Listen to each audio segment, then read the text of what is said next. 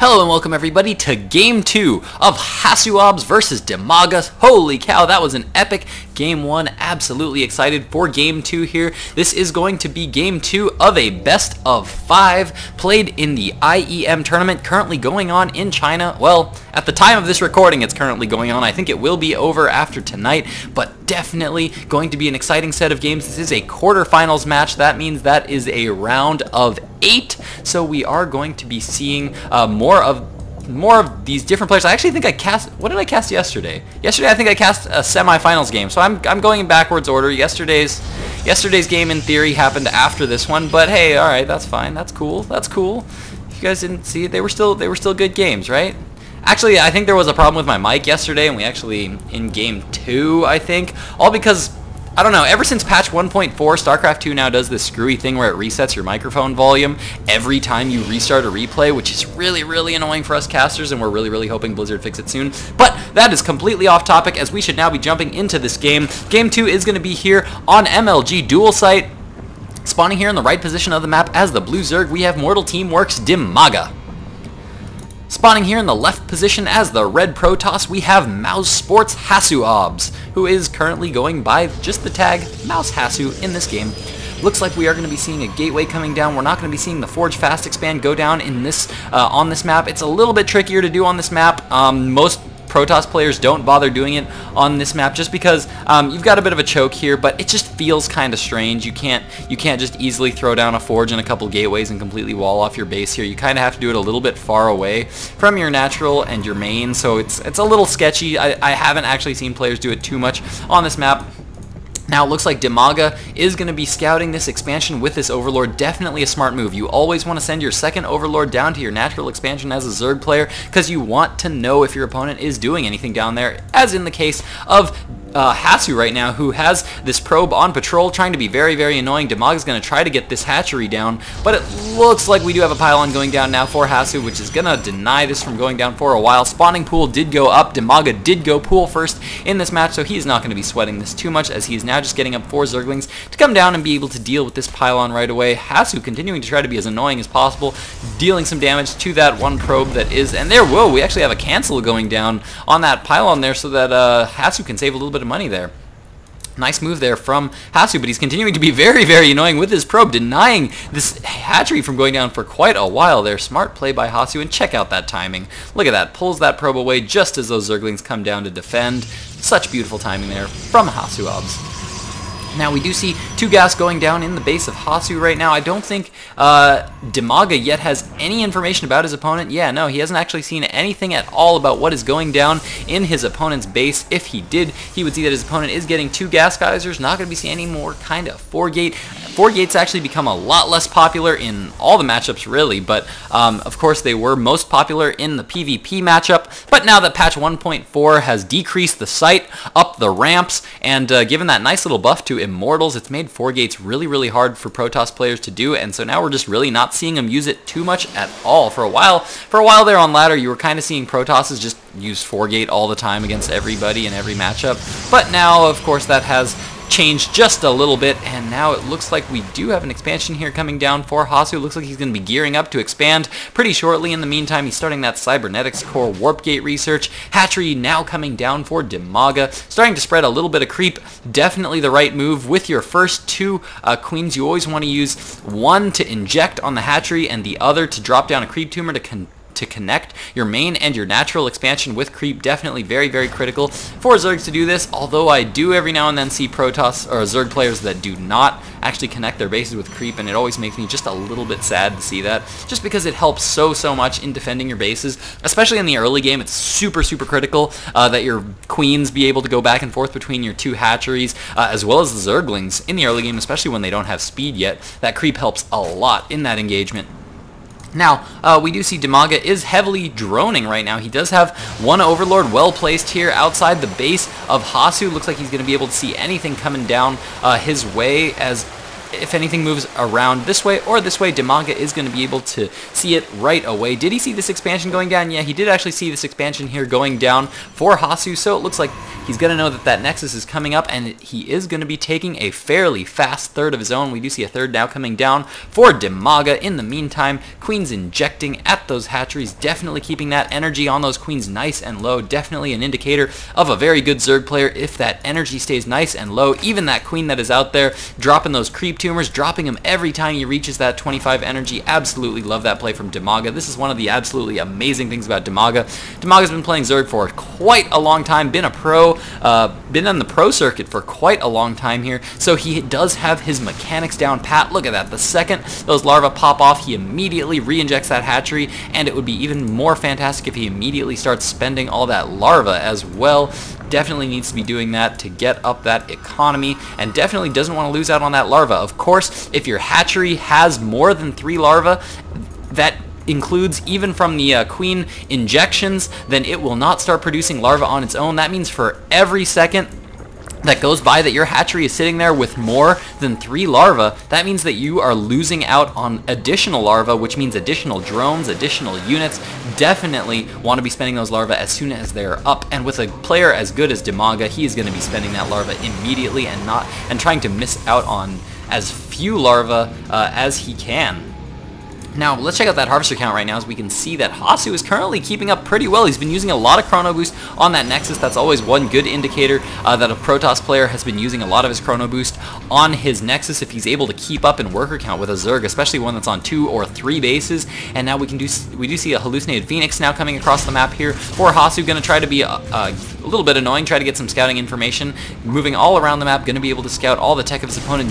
Just now scouting a whole lot of roaches here down for /DIMAGA. Looks like that roach warren is now up, and he's taking his 4th gas right now as he takes his 3rd, and now it looks like he's going to be moving out maybe for a little bit of a roach timing attack here in the early mid game here, and it looks like /Hasu is now going to start warping in units as fast as he can to try to deal with this. Lots of stalkers currently down for /Hasu, as well as a lot of sentries right now. These sentries have been up for quite a while, saving up quite a lot of energy, going to have a lot to throw down, a lot of force fields, and it looks like /DIMAGA maybe getting ready to push out here. He definitely needs to fairly soon, wants to push out before his opponent gets on Colossus tech. As we can see, his opponent has the robotics bay down right now, but does not yet. There we go, the robotics bay going down, the robotics facility down rather. Robotics bay just now starting, so he's not going to have any Colossi.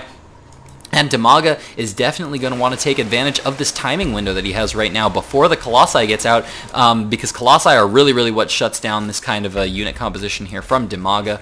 So on the production tab, we also do see that Immortals are currently on the way. He of course did scout those roaches. As I said, Immortals just getting so strong in this matchup just because they just do really well against roaches, forcing Zerg to change up the way they play this matchup.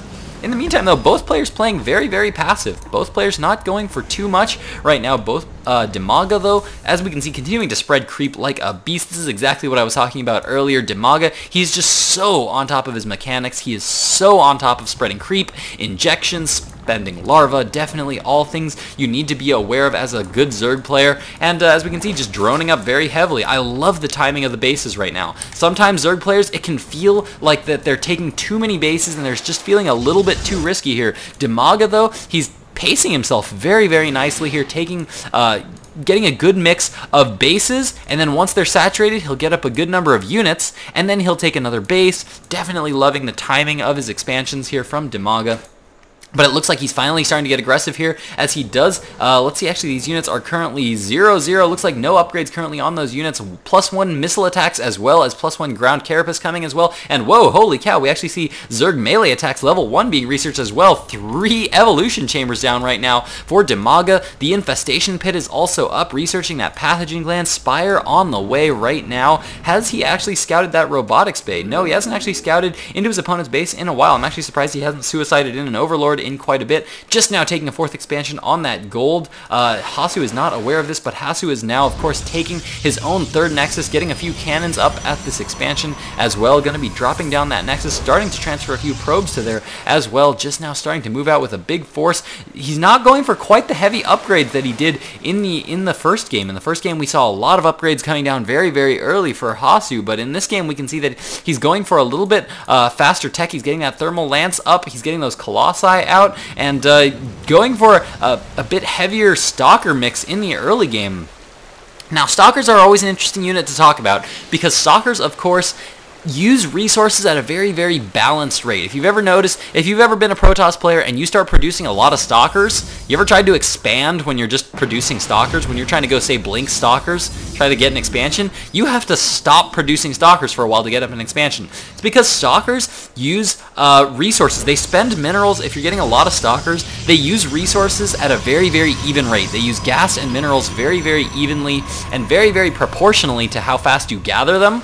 So you can actually keep your money and gas quite low if you just go for straight up stalkers, but it of course means that you have to make very, very conscious decisions about when you want to expand, when you want to start teching to other units. So it can be a bit of a wall in on your own there. It's a lot of players will kind of get themselves stuck on stalkers just because they'll continue to make in stalkers and really never have enough money to do anything else. They won't get money to tech to anything else, High Templar or any other units, and just kind of be stuck on stalkers.